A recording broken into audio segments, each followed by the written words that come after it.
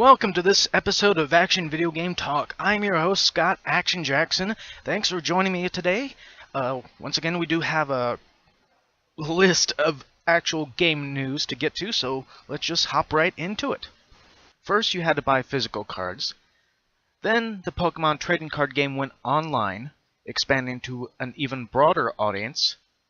Soon, even more players will be able to battle when the Pokemon trading card game is released on iPad. That was the news coming out of Pokemon's World Championships in DC. Attendee Josh Wittenkeller spotted the title and posted a picture on Twitter. Seemed too good to be true? Polygon confirmed with the Pokemon Company that the game was the real deal. The image isn't a hoax. A representative also confirmed to Kotaku that the game will release later this year. Assuming it is just a mobile translation of the version of the game currently available on PC and Mac, that means that the Pokemon trading card game is the Pokemon Company's first full game on iOS, though it has previously made apps. Now, I do like this idea of there being a version of the Pokemon trading card game coming to an iPad, well, iDevices. I know the first time I tried playing Pokemon the trading card game, I think in any way, like digitally, was through the Game Boy Color game. Of course, after that I did try the emulator and ROMs to play the Game Boy Color version on my PC. But after that, I did try the PC, I guess one of the first versions of the PC copy of the Pokemon trading card game. And I did like it. It did feel, like playing the old Pokemon game, even though I think at the time it covered, I think to the Neo set of the Pokemon game, trading card game. Activision will not be publishing Call of Duty Advanced Warfare on the Wii U platform, according to Sledgehammer Games co-founder Michael Condrey. No Wii U. That was an Activision decision. We are focused on Xbox One, PlayStation 4, and PC. Call of Duty Black Ops 2 launched alongside the Wii U in 2012, and last year's Call of Duty Ghosts also landed on the platform. Activision hasn't abandoned the Wii U, of course. Skylanders performs extremely well on both it and last generation Wii. I really hate this. I hate, and I do mean that, hate how game companies are ignoring the potential that they can use on the Wii U. Not only Activision, but I think what was the company that did the Batman Arkham Origins. They were going to have a season pass. They were going to have additional downloadable content, but then said, no, fuck it, we're not going to do it. Because they gave up on the Wii U. These companies do not have faith in this system. Nintendo does. And of course there is probably maybe a few, keyword here, few game companies that know that the Wii U can help them out. But apparently Activision, I know, Minecraft would be awesome on the Wii U. There's like so many games that would be awesome on the Wii U. I mean, we know that the Hyrule Warriors, a Dynasty Warriors type game on the Wii U would be awesome. And that's what we're going to get with Hyrule Warriors. There's so many games that would be awesome if brought on the Wii U. And apparently Ubisoft is being a bit iffy about it too. Ubisoft doesn't want to get many mature titles on the Wii U, which is a bunch of bullshit right there. Minecraft for the PlayStation 4 failed its final testing with Sony, and developer 4J Studios is now in the process of fixing it. 4J Studios announced that it finished Minecraft for the PlayStation 4 and was awaiting Sony's final test before the game's release.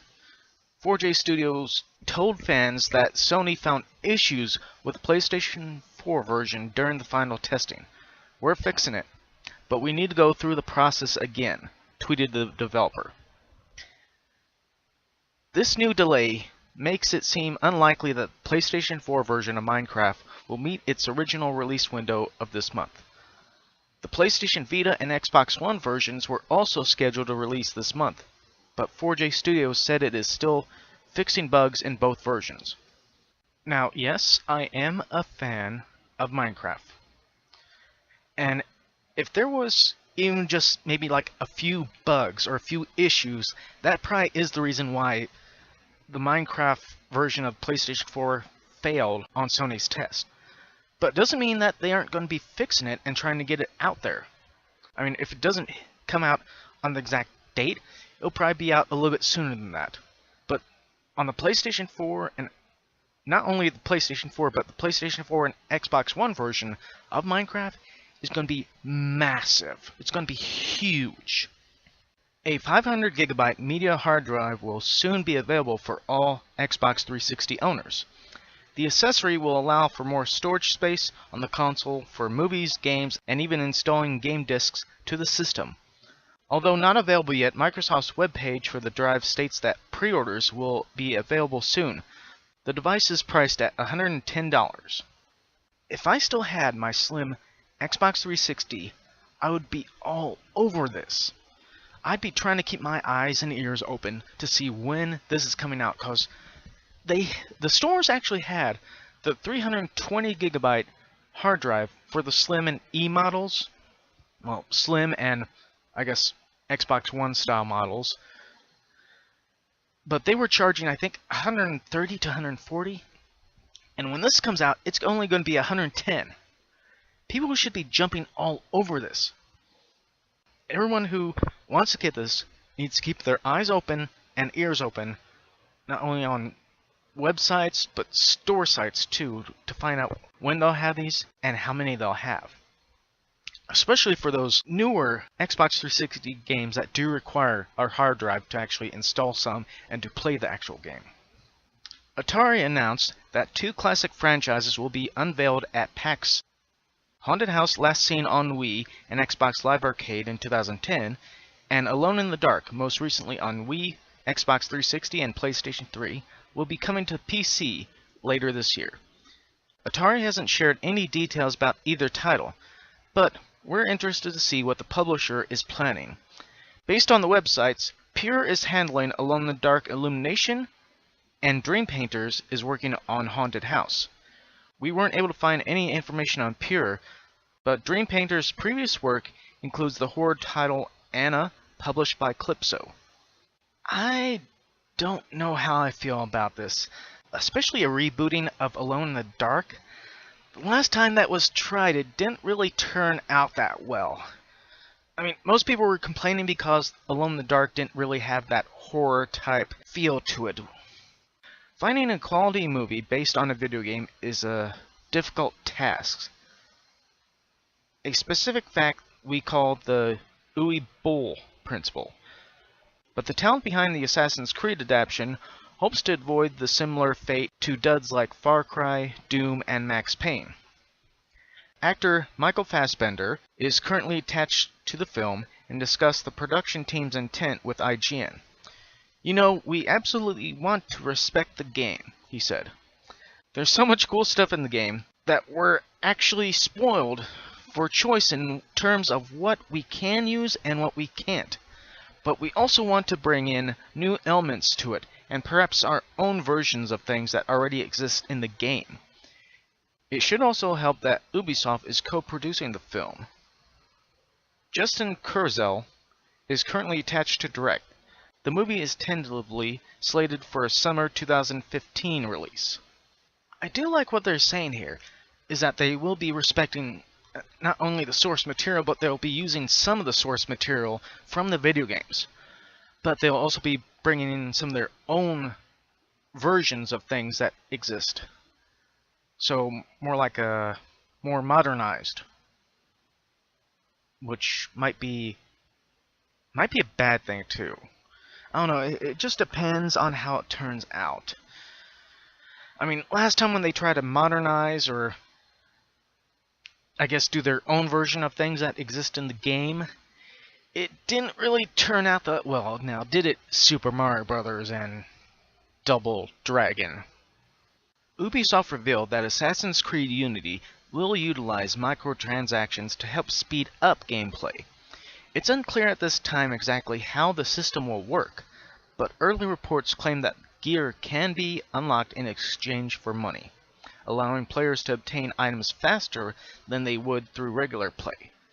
Senior producer Vincent Pontebran discussed the decision to include microtransactions while speaking to OXM at Gamescom, explaining that the team was careful about implementation. If we think it fits the gameplay or the brand itself, the core values, we're willing to take those risks. If not, then not. We're not going to make any compromises. Pontebran also mentioned that this was pretty much the extent of the in-game purchase options, reassuring players that they won't be in the game if they don't suit the overall experience. Now, when I first heard the news of Assassin's Creed Unity will have microtransactions, I was thinking, oh, this is bullshit. They're going to be charging people just to play the freaking game, probably playing the multiplayer part of it. But no. This news article says that it helps speed up gameplay. That means you can actually buy stuff in advance instead of having to play through it, which is kind of fucked up. I mean, if you don't want to spend maybe hours upon minutes trying to achieve something, instead you just want to pay money and get it now. Who the fuck does that shit? Seriously, stuff like this shouldn't be in the Assassin's Creed games. It shouldn't be. I mean, you're already got currency that you get in the game, that you can earn in the game and use to buy stuff. Why do you have to add where you have to do your actual money to help you in the game? They don't need this. They need to take this shit out. That's what they need to do. During EA's press briefing on the first day of Gamescom, BioWare's Aaron Flynn shared some new details about Dragon Age Inquisition. One of the most common questions in RPG gaming is how long the quest will take you. Well, you might want to set aside some time for this fall's Dragon Age title. Flynn says that the game includes 1 million words of dialogue that weave a number of different stories that will impact the Inquisition's quest to save Theos. For those looking to explore every parcel of land and uncover every quest, you can expect an experience that will take you approximately 150 hours. Following the critical path will take you less time, of course. 150 hours for a completionist to complete Dragon Age Inquisition. I don't know how I feel about that. I mean, I would like to hear that the number is a little bit bigger, but then again, 150 hours hopefully will last people a while. And of course, this is before any DLC content. This is your basic, open the game, play it. This is what you start off with. Not just the main story path. If you go and explore the side stuff, the side quests, the little, I guess, Easter eggs, the little Easter eggs if you want to hunt those out. It turns out the mysterious DragonBall Xenoverse character that Bandai Namco has been teasing since E3 is whoever you want them to be. Male, female, Earthling, Majin, or Namekian. The character that we've been wondering about for months is completely customizable, from race to accessories to clothing. Since his, now its, unveiling, we were led to believe the character was created for Xenoverse to be part of the Dragon Ball Z canon. It's technically not untrue, but it's definitely not what we were expecting, though we did have our assumptions. Now we need to learn more about the futuristic city that has been teased alongside the character. Dragon Ball Xenoverse is coming to Xbox One, PlayStation 4, Xbox 360, and PlayStation 3. When I first saw the image for this, I guess, mysterious character, I kind of figured it'd be some way to, like, customize it. And this just proves it right here. I mean, when we first saw images of this character, he had, I think, Dodoria's cape, he had a Future Trunks' jacket, he had the Scouter that the Saiyans had. Yeah, there's so much of this game that we want to know and have to know. let alone how these other, I guess, races and, I guess, male or female are actually going to look as far as, like, figuring out your actual custom character. Which, hopefully, we'll find out later on. While showing off No Man's Sky at Gamescom, Hello Games co-founder Sean Murray took some time to explain the vastness of the universe in the game. In the early days of development, the team was using a 32-bit number to generate all the planets in the universe. It seems like plenty at the time, and Sean told us, with the 32-bit number, it would take you 4,000 or 5,000 years to see every planet if you spent only a second on each one. However, the team wasn't satisfied with that level of cosmic scale and wanted to go even further.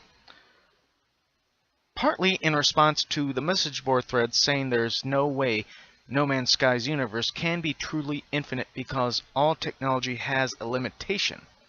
While technically correct, Sean let us know the team at Hello Games upped the ante, and the No Man's Sky's universe is now being created using a 64-bit number.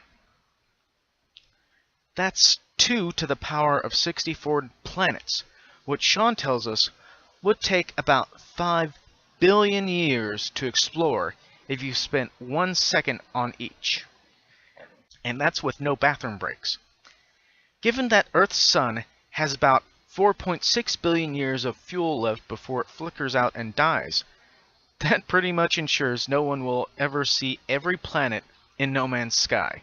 So yeah, not infinite, but really, really, really, really, really, really, really, really big. Even bigger than what you're thinking right now. No, bigger. Although we didn't see anything new from No Man's Sky at Gamescom, Sean did leave us with a little tease saying, "We will have something big to show soon."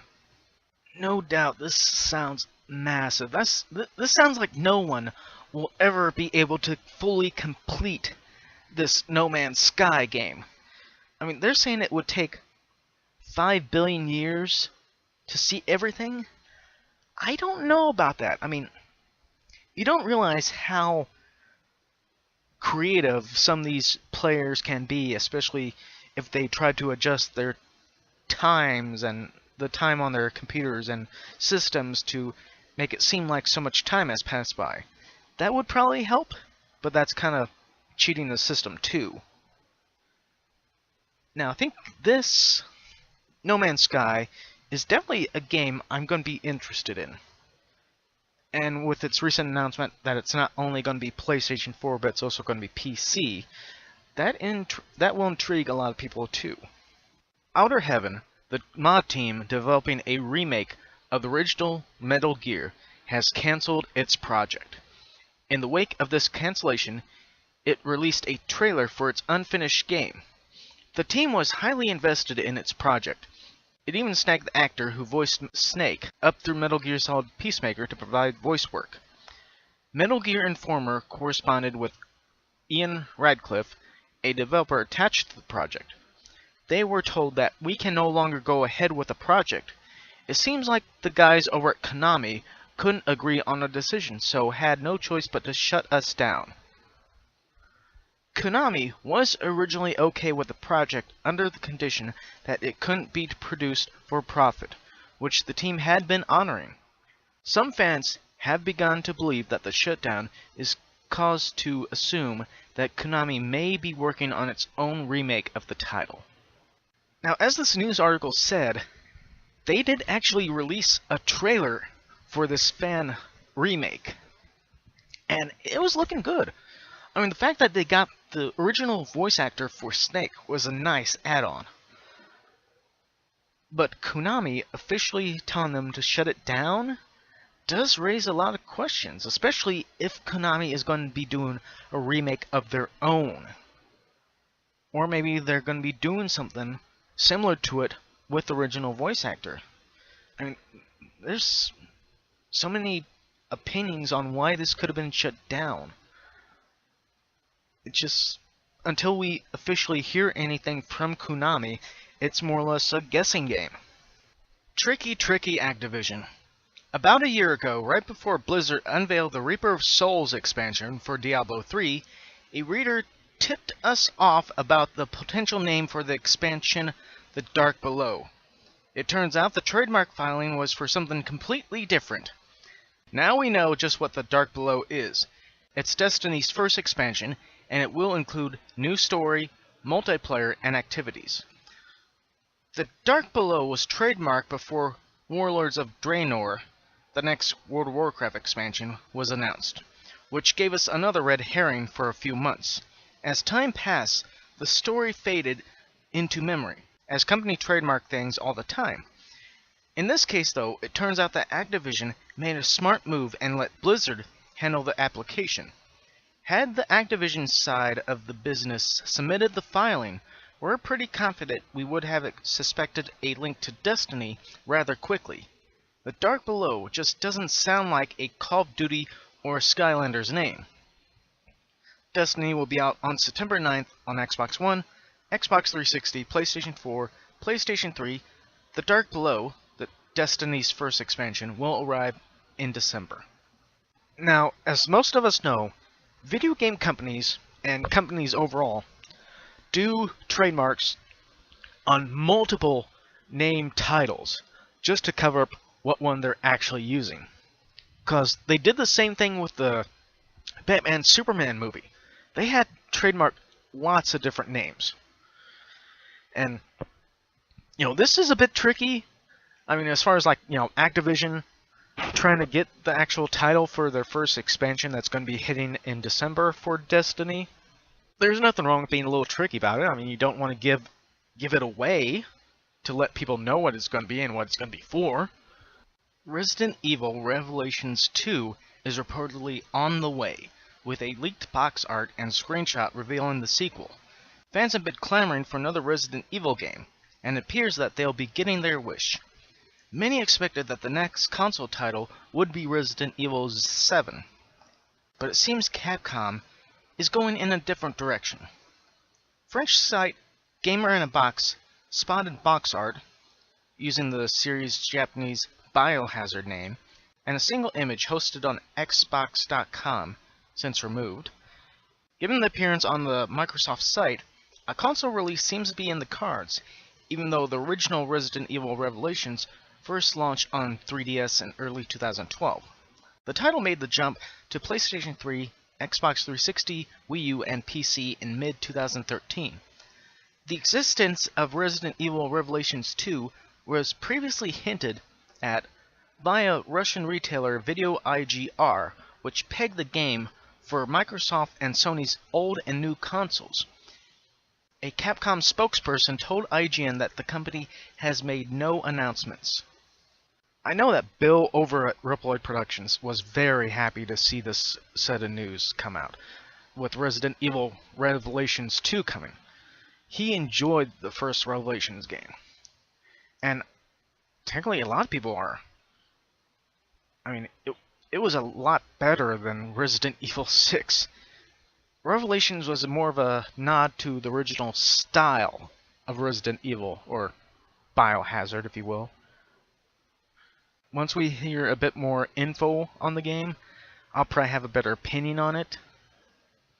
I think the image that they used, not only the cover art, but the actual image that they displayed for it, I think it looked more like a weird little cell or something. Yeah, it looked like some kind of weird jail or prison.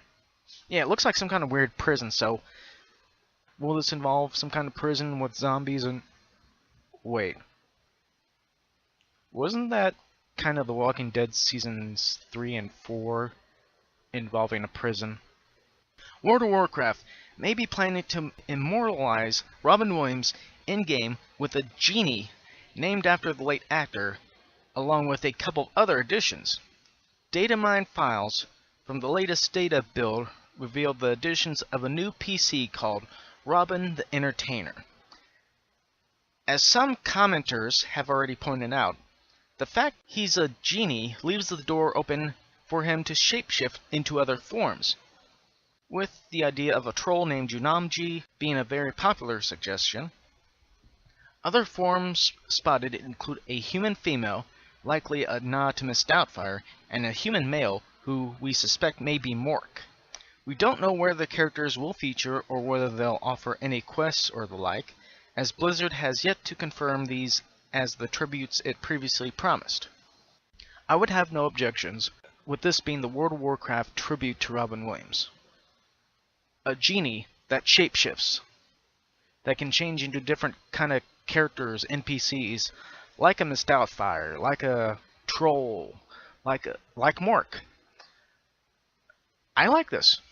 I honestly like this. I mean, of course, we don't know if this is officially what Blizzard is going to do with the World of Warcraft tribute. I mean, they could do something else entirely. When Disney Infinity was first announced, people assumed it was Skylanders with Disney characters. As we learned more, it became clear that one of the difference factors was Infinity's Toy Box mode, a playground for building adventures and mini-games, or just crafting a brand new sandbox in which to play. While Marvel superheroes are in the spotlight for the scripted playset this year, Disney hasn't forgotten its own characters and the players that love to build in the toy box. To that end, the publisher is releasing a creation theme bundle focused on new characters and tools, but you'll need to wait a bit for it. The Toy Box Starter Pack 2.0 will be released on November 4th. The Marvel Superheroes version with the Avengers is out on September 23rd. It comes with the 2.0 edition of the game, the base to put the figures on, Merida, Stitch, and 2 Toy Box game discs, Stitch's Tropical Rescue and Brave Force Sage, a web code card, and a poster. This version of the game is compatible with all figures and playsets, so if you want to add on the Avengers, Spider-Man, or the Guardians of the Galaxy set later, you can do that. It will also work with all Disney Infinity figures from the original release and 2.0 release, including other Disney original characters like Aladdin and Jasmine. The Toy Box Starter Pack will cost $59.99, less than the $79.99 Marvel Superheroes Edition. According to a provided screenshot, this version will be out on Xbox One, Xbox 360, PlayStation 4, PlayStation 3, and PC.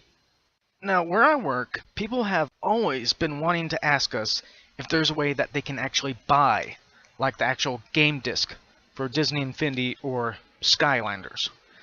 This is probably the closest thing they'll get to actually being able to get like just the game by itself, because it'll be about the same price as a standard game. But it will include, some figures and an actual portal. Yeah, it'll be about the same price as a standard new game. It'll be about $60, which is a lot cheaper than buying a whole new actual main starter set.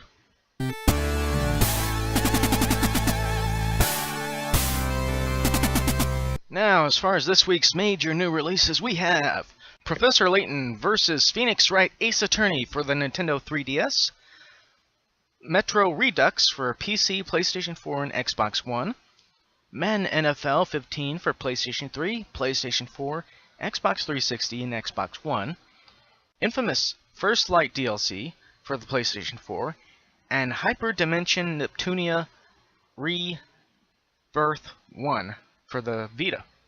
Well, that'll be it for this episode of Action Video Game Talk. Once again, thanks for coming along and listening all the way through. Later on, I will post the little separate clips from the episode if you want to check those out. Also, I will post the link down below for the Facebook page if you want to go over there and check that out. Otherwise, go down there, hit a like, post some comments if you want on this one, and the separate ones later on if you want about the subject, especially if I accidentally got something wrong. So until next time, bye.